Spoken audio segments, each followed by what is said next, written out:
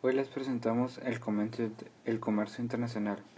El grupo está conformado por Alba Castro, Andrés Mata, Víctor Sandoval y David Recinos. ¿Qué veremos en este video? En este video observaremos las condiciones necesarias del comercio, la definición de comercio internacional, el ejemplo de Japón y Latinia sacado del libro del proceso económico de Manuel Ayau y la balanza de pagos. Primero, ¿qué es el comercio internacional?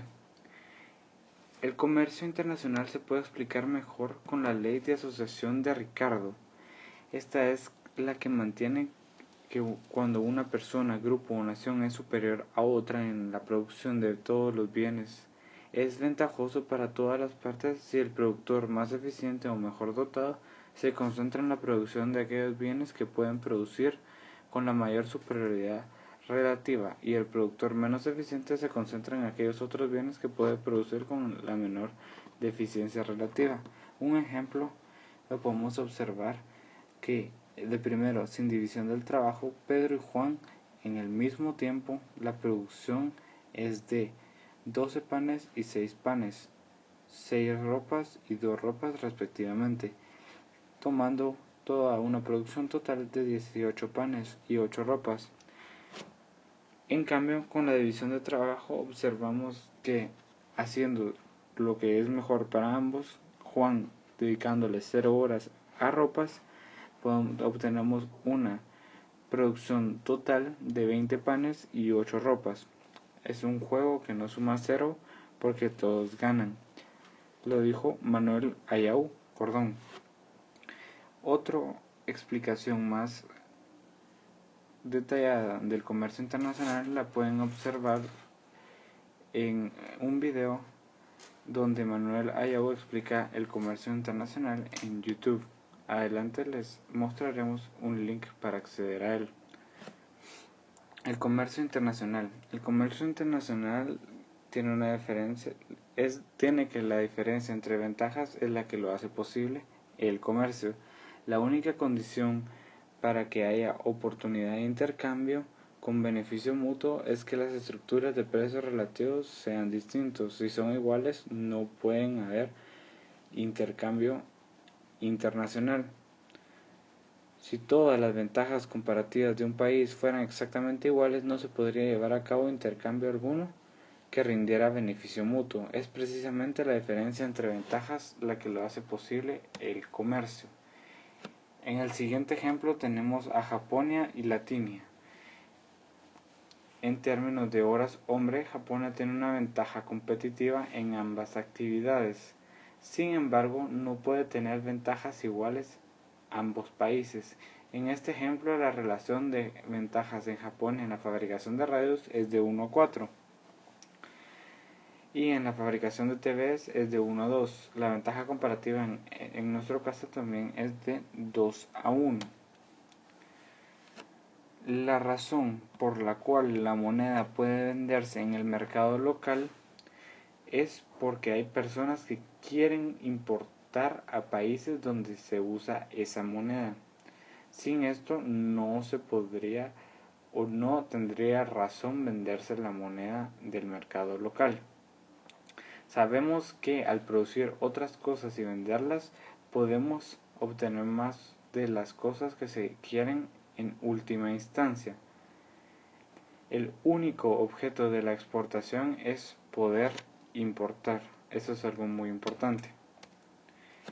El mercado es coordinado por el sistema de precios, incluyendo el precio del cambio extranjero. La diferencia en las relaciones de los precios indican a las personas qué deben y qué no deben hacer. Por ejemplo, tenemos el tipo de cambio de quetzales a dólares. ¿Qué es el tipo de cambio? El tipo de cambio es el precio de una moneda en términos de otra. Esto lo podemos observar en cualquier banco donde tengan tipo de cambio. Puede ser en cualquiera de los bancos que ustedes ya conocen. En la vida real se muestran las relaciones en términos de precios. Otra vez volvemos a nuestro ejemplo y podemos ver que cada producto tiene un precio. Uno es en yenes y otro es en pesos. el beneficio que se obtiene es para ambos. Podemos entonces ver el ejemplo donde se producen la misma cantidad de radios y las mismas cantidades de TVs en un país y en otro, teniendo una canasta, cada una en su distinta moneda y los ahorros respectivos. Esto comprueba que no es cierto que la ganancia de uno es la pérdida de otro, ya que ambos se enriquecen en el intercambio. La división de trabajo ocurrirá de forma natural, pues esto de ninguna forma tiene que ser o puede ser deliberado, ya que puede ser impedida por un tipo de prohibición como cuotas o impuestos. Esto a lo largo de la historia ha tenido bastantes repercusiones porque los gobiernos de distintos países han querido poner aranceles altos a productos entrantes, poniéndoles trabas o barreras de entrada para entrar al país, y ha hecho que la economía tenga recesiones. Esto es como por ejemplo podemos observar la Gran Depresión, que en el tiempo de Roosevelt él puso barreras arancelarias altas y lo que condujo a no sacar a Estados Unidos de la depresión, sino que hundirla con un mayor desempleo y mayores repercusiones. ¿Para qué ocurre el intercambio? No es necesaria la competencia perfecta, ya que solo se necesita que ambos se beneficien. Entonces podemos obtener un beneficio mutuo. Se necesitará de suficiente información a la hora de que ambos comerciantes sepan qué productos están vendiendo, el tipo de cambio y qué es lo que ellos van a obtener como beneficio. El transporte tiene que ser muy eficiente, ya que ciertos productos necesitan ser llevados rápidamente de lugar a lugar, y ausencia de obstáculos institucionales. Este es el ejemplo de algunos trámites muy tardados que obstaculizan el intercambio internacional o de barreras arancelarias, como bien habíamos mencionado anteriormente. ¿Cómo se establece la paridad? Es algo muy importante. En el mercado no intervenido, la paridad tenderá a establecerse al nivel que optimice la productividad y el pleno empleo. Al hablar de paridad se refiere al valor que tiene una moneda con relación a otra o a la unidad de referencia internacional, y pleno empleo que las personas que forman la fuerza de trabajo tienen empleo. El flujo del comercio. Aquí tenemos un ejemplo muy claro de cómo es un flujo de comercio, donde los países, en este ejemplo Japón y Latina, tienen importadores y exportadores de radios, exportadores e importadores de televisión, consumidores y productores de dichos productos, y una casa de cambios donde determina el cambio de yenes a pesos. La balanza de pagos. La balanza de pagos en las cuentas nacionales de un país. El comercio internacional es calculado por medio de las importaciones más las exportaciones. Las importaciones y exportaciones de intangibles entran bajo el rubro flujos de capital y no dentro del rubro comercio. Es algo muy importante. Se puede analizar del siguiente modo: como ejemplo, si se tratara de sus cuentas y si usa el mismo método nacional, su participación en la economía se calcularía sumando sus ingresos más sus gastos. El balance de pagos. El balance de pagos se compone de la balanza comercial, que son las exportaciones de bienes menos las importaciones de bienes; la balanza de servicios, que es las exportaciones de servicios menos las importaciones de servicios; y el balance de capitales. Después tenemos cambios en reservas monetarias internacionales. Esto es por medio de una fórmula que no serán las imágenes aquí, pero se las voy a ilustrar. Primero tenemos una fórmula que es el ingreso por exportaciones más ingreso de otros capitales, de capital y otros, perdón. Esto le restamos el egreso por importaciones más el egreso de capital y otros. Esto sería igual al RMI, que es Reservas Monetarias Internacionales.